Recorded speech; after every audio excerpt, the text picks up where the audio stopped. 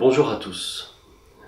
Nous sommes dans une réflexion sur la méditation, en essayant de comprendre ce qu'elle signifie dans le cadre de l'enseignement du Bouddha.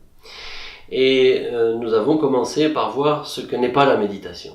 Et nous avons vu lors de notre dernière rencontre que une des premières choses que n'est pas la méditation, ce serait d'essayer de faire le vide, de bloquer ou d'éliminer les pensées.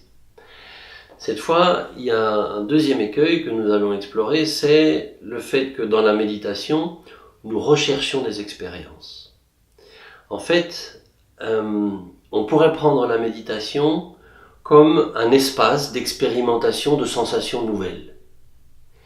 Quelque chose un espace dans lequel on éprouverait un bien-être nouveau, des expériences inattendues, peut-être même avoir des visions, voir des formes, des couleurs, des lumières, des sensations dans les différentes parties du corps.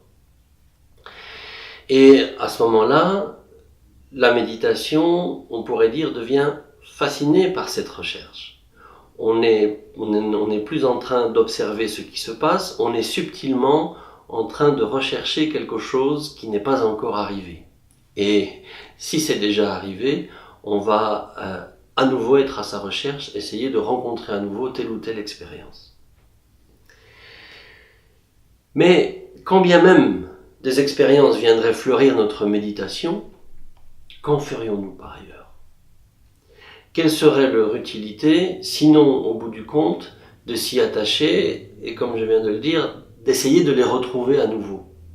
En fait, la recherche d'expériences spéciales, d'états d'esprit spécifiques dans la méditation, est considérée pour nous comme une distraction. À la recherche de quelque chose comme des expériences, on n'est pas dans la reconnaissance de ce qui se passe dans l'esprit.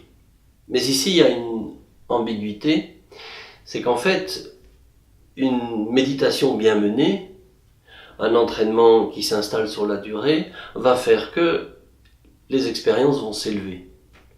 Et il est dit dans les textes traditionnels que les expériences sont aussi nombreuses que les gouttes de rosée au lever du soleil. Mais aussi, ces gouttes de rosée s'évaporent aussi vite une fois que le soleil est là. Les expériences sont nombreuses et elles sont fugaces. Et le propos n'est pas de rechercher des expériences, puisqu'elles s'élèveront de toute façon. Il s'agit plutôt de ne pas se laisser fasciner par elles. C'est tout l'enjeu de la méditation. Comme les expériences ne sont que des moments de l'esprit, des dimensions de l'esprit cachées par l'agitation, une fois que cette agitation se pacifie, bien sûr que ça nous ouvre à des dimensions différentes de l'esprit, bien sûr que ça nous ouvre à des expériences nouvelles. Mais la méditation, comme on l'a dit, ne consiste pas à chercher ces expériences, mais plutôt à changer de mode de connaissance, ou plus précisément à se défaire des distractions. Distractions comme vouloir faire le vide, comme rechercher des expériences nouvelles.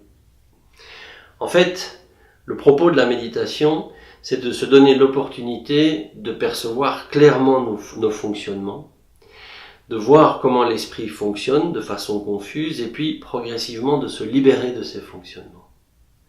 Et donc c'est bien la non-distraction qui peut nous mener à la quiétude et à la clarté. La prochaine fois, nous verrons le troisième écueil de la pratique méditative, c'est de confondre méditation et relaxation. À bientôt.